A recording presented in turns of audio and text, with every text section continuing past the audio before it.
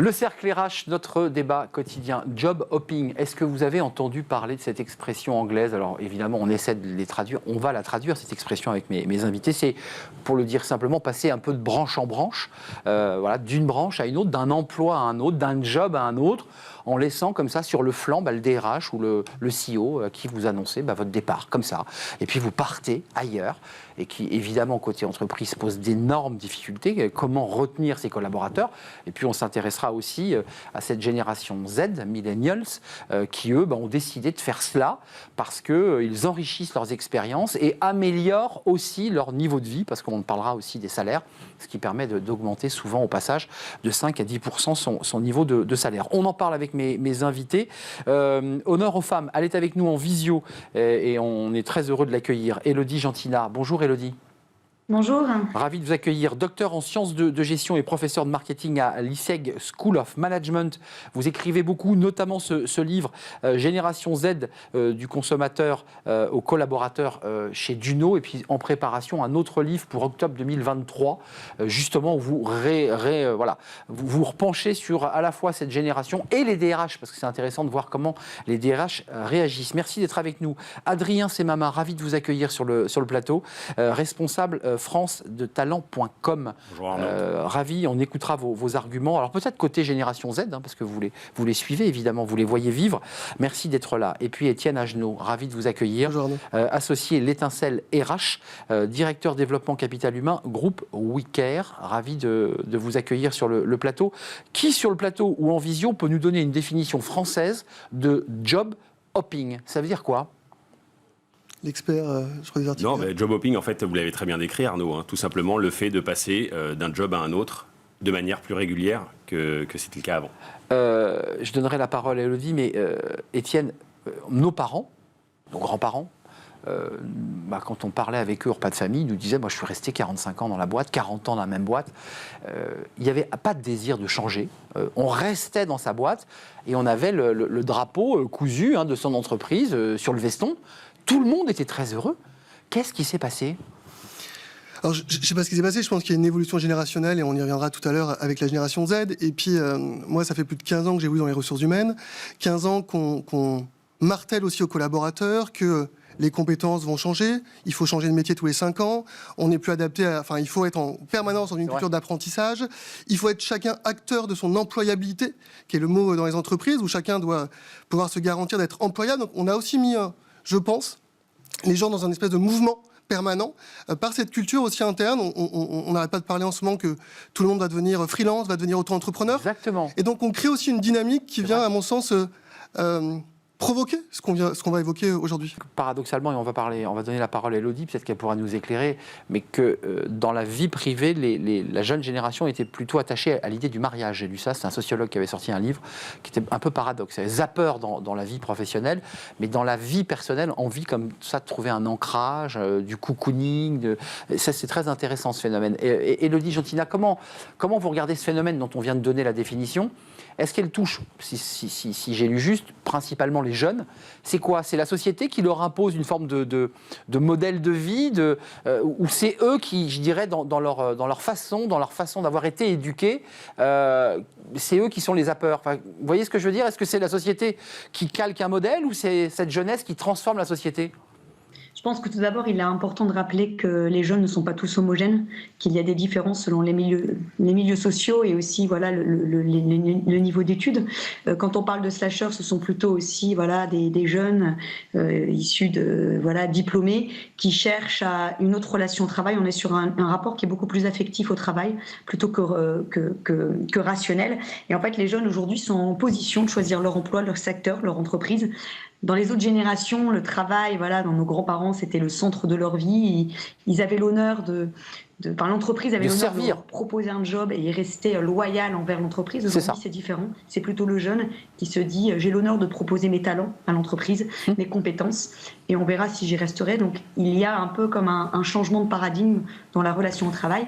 Élodie, excusez-moi, juste d'un mot, moi qui ne suis plus un jeune, vous l'avez remarqué, je ne suis pas de la génération Z et millennials, mais évidemment, il n'y a pas un peu de prétention chez les jeunes comme ça, de prétendre à apporter de leur savoir et de leur talent. Enfin, je sais pas, on a tous démarré nos carrières. Enfin, une forme de modestie quand on démarre un job, quand on démarre le métier de journaliste. Enfin, c'est pas un peu prétentieux de leur part ? On pourrait croire que c'est un peu prétentieux à première image, mais je pense que la relation au travail est vraiment différente. C'est-à-dire que eux, quand j'ai fait une étude et que je leur ai posé, mais dans 10 ans, comment tu te vois, c'est 2500 jeunes, 65% d'entre eux ont déclaré avoir une vie équilibrée, vie pro, vie perso. Et donc, pour eux, l'important, c'est plus de réussir uniquement par le travail et dans le travail, mais c'est de réussir pleinement leur vie. C'est pourquoi ils ont d'autres aspirations que le travail, uniquement le travail. C'est ça. Donc, c'est pas réussir dans la vie, c'est réussir sa vie. Ce qui est un cran supérieur. Nos parents, c'est réussir dans la vie, c'est-à-dire avoir une voiture, une maison et de quoi nourrir les enfants, globalement. Et là, comme le disait en fait Élodie, comme il y a beaucoup plus d'offres aujourd'hui, le candidat a vraiment une position de roi. Même. Vraiment, vous le voyez là sur talent.com ? On le voit vraiment, on n'a jamais eu autant d'offres. Et aujourd'hui, en fait, le fait d'avoir beaucoup d'offres proposées fait que le candidat sait qu'il est de plus en plus sollicité. Il rebondit d'expérience en expérience. Et forcément, côté salaire, il a toujours des augmentations qu'il n'aurait jamais s'il resterait dans la même société. J'allais y venir. Il y a l'argument sociétal. Hein, c'est le message qu'on nous dit. On est en train de devenir de plus en plus des auto-entrepreneurs, des indépendants. Il y a quand même l'argument du salaire. Parce que je pense que les jeunes l'ont intégré. Le salaire est un élément clé pour vivre, acheter un appartement. Ça joue, ça, Bien sûr. Dans le job hopping. On sait que quand vous êtes dans une entreprise, vous allez avoir peut-être 5% d'augmentation sur l'année par rapport aux enveloppes. Quand vous changez de job, 10, 15, 20%, ça va dépendre. Donc on sait que si on veut faire les gaps de rémunération qu'on fait dans son parcours professionnel, on les fait souvent de manière plus importante quand on change d'entreprise. Et donc forcément, c'est un des leviers d'accélération, c'est de pouvoir changer de job plus régulièrement pour à chaque fois prendre 10 à 15%. Élodie, moi je parlais avec des DRH qui me disaient, sur ce phénomène de job hopping, sans qu'ils citent d'ailleurs cette expression anglaise, ils disaient parfois quand je recrute un jeune, je sais que je ne vais pas le garder. Vous l'entendez, ça ? Il le sait, c'est-à-dire qu'il le recrute et il sait qu'il ne le gardera pas. Exactement, et c'est pourquoi quand je fais des conférences en entreprise, il y a plusieurs problématiques. Il y en a qui n'ont pas une image trop traditionnelle et qui n'arrivent pas à les attirer, donc il faut travailler vraiment sur l'image de la marque employeur, et d'autres qui disent, en fait, ils ne restent pas et après 6 mois, 8 mois, ils partent. Donc là, il y a un problème de loyauté. Qu'est-ce qu'on peut faire pour mieux engager les jeunes en entreprise ? Qu'est-ce qu'on peut faire pour qu'ils soient davantage fidèles ? Est-ce la fin de la fidélité ? Moi, je dis non. Il y a une autre forme de fidélité qui se met en œuvre. Ils sont moins fidèles à l'entreprise et plus fidèles à leurs collaborateurs qui deviennent aussi leurs copains. Et qu'il faut travailler sur une fidélité sociale, voire même collaborative. Là, il y a l'idée comme ça de passer de branche en branche.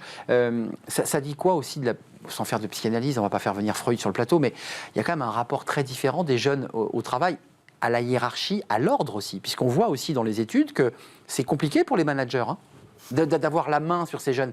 Ils veulent être plus copains avec le manager qu'en situation hiérarchique. Enfin, vous le vivez peut-être dans vos boîtes, d'ailleurs. Alors, plus copains, je pense qu'il y a un rapport plus individuel aussi au sujet, mais comme le rapport dans la société a évolué sur cet aspect.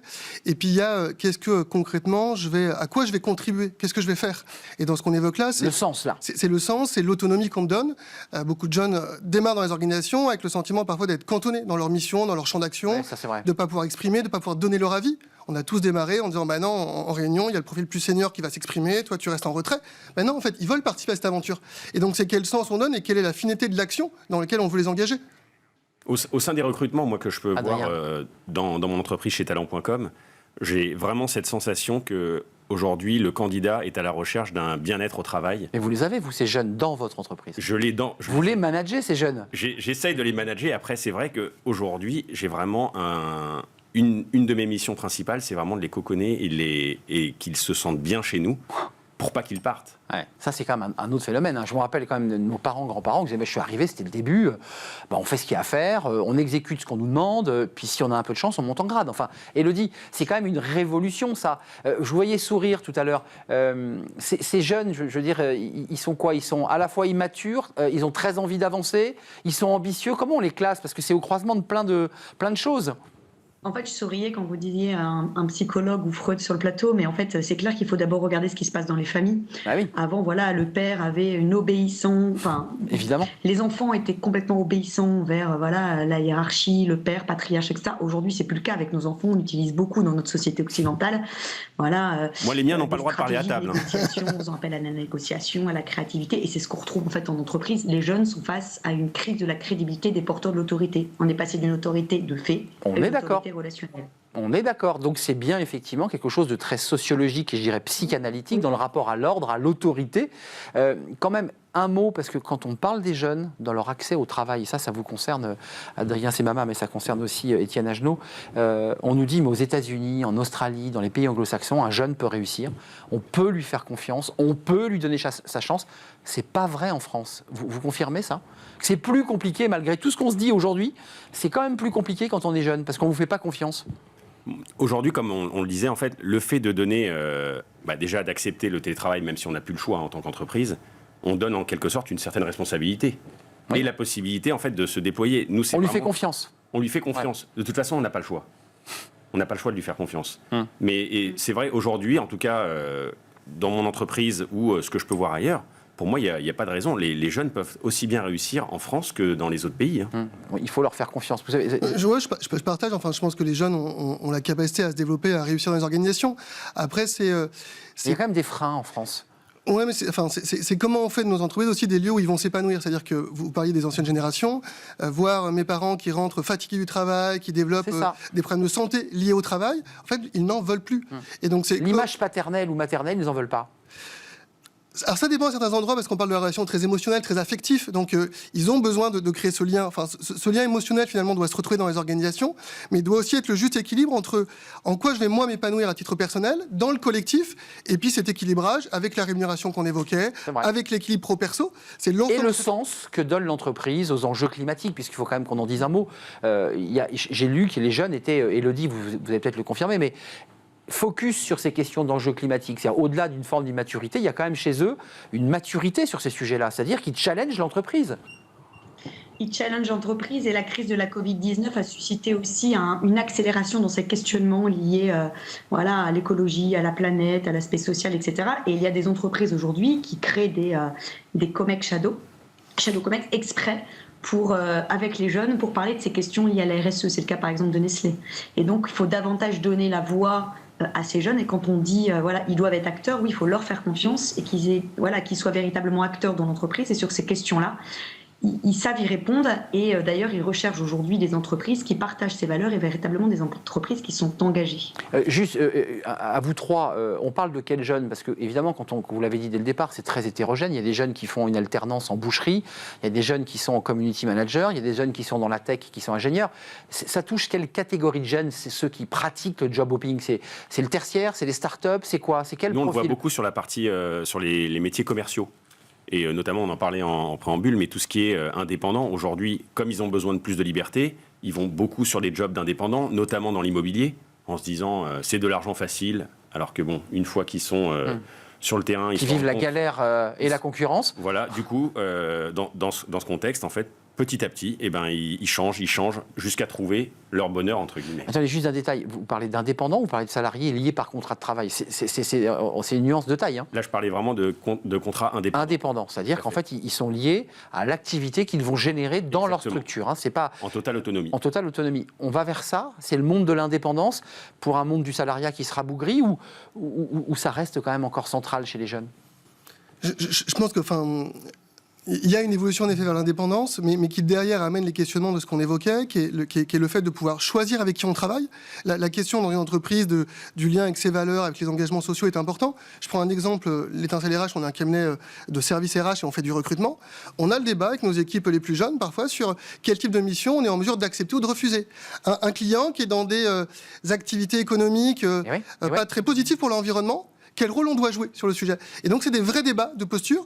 Et ce qui amène, je pense, les jeunes générations parfois à se mettre dans cette position d'indépendant, c'est aussi la capacité à pouvoir choisir avec qui je veux travailler, en lien avec cette adéquation des valeurs. La liberté, mot qui n'a pas été utilisé. Dans le job hopping, il y a la notion d'être libre. Liberté de choix, tout à fait. Liberté de choix. Vous êtes d'accord, Élodie?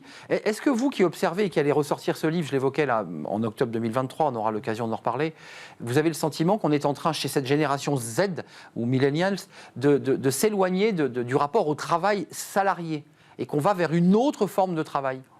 Oui, complètement. En plus, ils ont une relation à l'avenir qui est complètement différente, en fait. La relation de temps, le rapport au temps est très court. Donc, quand on parle de notion de carrière, pour eux, ça leur parle moins. Parfois, le CDI, c'est pas quelque chose qui va forcément les affectionner. Ils vont préférer des missions à court terme, des CDD dans lesquels ils vont pouvoir avoir une certaine liberté.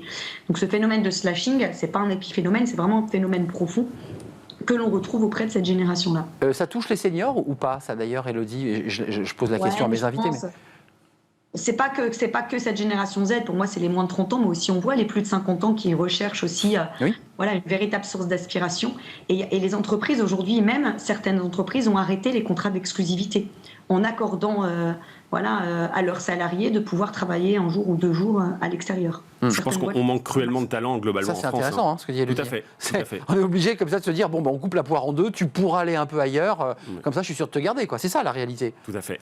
Là, on voit vraiment qu'aujourd'hui, le candidat a tellement d'opportunités qu'aujourd'hui, les recruteurs, s'il manque 1 ou 2 compétences, avant, il ne regardait même plus le CV.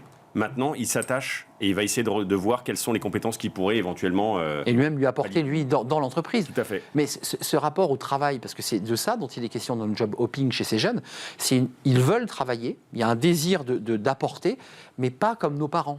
Pas dans une relation de salariat. Ce qui est, je me permets de le dire, assez risqué quand on veut acheter un appartement et qu'on va voir un banquier. Tout ça n'est pas simple pour leur vie quand même. Oui, mais le rapport à la propriété, je pense, a évolué aussi cette génération. Dans l'économie circulaire, on est dans un rapport différent. Et puis ce qui a amené aussi les entreprises à développer... il y a aujourd'hui un phénomène autour de ce qu'on appelle les salariés boomerang, qui sont les salariés qui partent et qui reviennent dans les organisations. C'est vrai. Et donc ça amène aussi les entreprises à évoluer sur cette posture. Pendant longtemps, on était dans une posture où tu me quittes, tu t'en vas et tu ne reviens plus.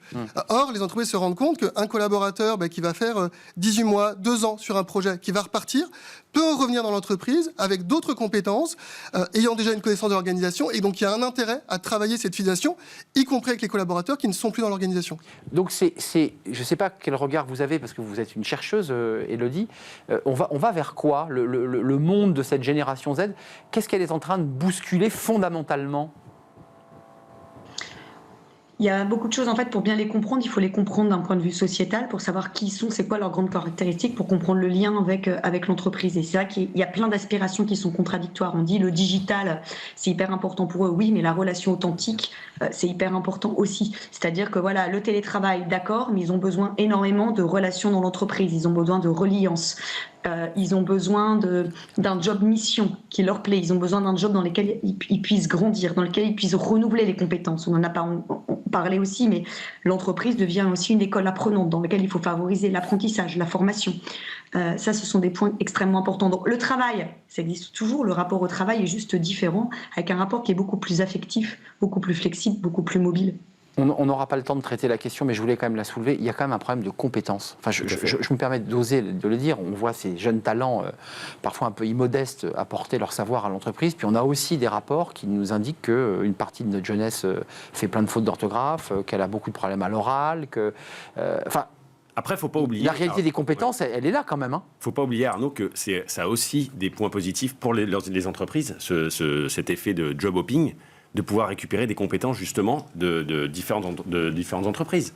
Le fait de changer d'entreprise en entreprise fait que, même si vous ne restez pas ça forcément apporte des choses. Exactement, ça a quand même une valeur ajoutée pour les entreprises. Oui, parce que celui qui se déplace de branche en branche accumule de la compétence comme ça au fil des branches et va venir aussi apporter ses compétences. Là, sans être vraiment formaté au nom de l'ancienne entreprise dans laquelle il exerçait. Il apporte du neuf, quoi. Exactement. Vous êtes d'accord avec ça ? Oui, je suis d'accord, mais je crois aussi vraiment à un fonctionnement demain dans les organisations beaucoup plus centré sur les organisations projets. C'est-à-dire qu'on va être amené à constituer des équipes, non pas dans une durée, mais vraiment dans une durée de projet. On a un projet de 18 mois, l'équipe va se constituer de CDI, de freelance, et au bout du projet, soit chacun part vers d'autres aventures, soit on est sur des nouveaux projets, mais on a aussi un fonctionnement en mode projet qui se développe beaucoup, et qui permet à la fois d'être sur des fonctionnements moins hiérarchiques et plus fonctionnels, et qui permettent d'associer en tout cas toutes ces compétences, y compris avec le retour, je vais dire, des seniors dans l'entreprise, parce que... On va beaucoup en parler, des seniors, là. Il y a une volonté de les faire revenir. Et un vrai enjeu. Oui. Bien sûr, et on parlera aussi de la réforme des retraites, ce n'est pas le sujet du jour, mais c'est lié, intimement lié à cette réforme des retraites. Élodie, il faut leur faire confiance pour conclure, ces jeunes, parce que je parlais des compétences, c'est un vrai sujet, les rapports PISA, l'illettrisme chez certains jeunes de 16 à 17 ans, enfin, il n'y a pas que des talents non plus. Il n'y a pas que des talents, mais de toute façon, on n'a plus le choix aujourd'hui, on est obligé de s'adapter à cette nouvelle génération, puisque les entreprises qui veulent aujourd'hui, les entreprises n'ont plus le choix de s'adapter. Autrement, voilà, elles ne seront plus les recruter, les fidéliser. Et demain, ce seront eux aussi qui seront à la tête des entreprises. Mais je pense que ce qui est important, c'est voilà, travailler sur le mentoring, travailler sur les générations ensemble, sur les compétences ensemble et voir voilà, quelles sont les compétences des anciens en termes d'expérience, etc. Qu'est-ce qu'ils peuvent leur apporter aux plus jeunes et les jeunes peuvent aussi apporter aux plus anciens. Donc, on est sur un système de socialisation ascendant et descendant. Merci Élodie de nous avoir éclairé en visio, docteur en sciences de gestion et professeur de marketing à l'ISEG Business School, School of Management, c'est à Lille. Vous nous parliez de Lille. Merci Adrien Semama d'être venu nous éclairer, responsable France de talent.com, tant sur le marché que sur votre réalité de chef d'entreprise aussi. Tout à fait. Parce que vous le avez, c'est jeune. Et puis Étienne Agenot, merci d'être venu nous rendre visite, associé à l'Étincelle RH, directeur développement capital humain, groupe WeCare. Merci à vous trois. On termine par une petite note, j'allais dire sucrée, parce qu'on va parler RH, on parle toujours RH, mais ce sont les RH qui se sont mis sur les planches à Avignon. Il ne fallait pas manquer ce rendez-vous pendant le grand festival d'Avignon, une pièce de théâtre consacrée au RH. Eh bien, on a son metteur en scène sur le plateau, c'est quand même pas rien. On l'accueille.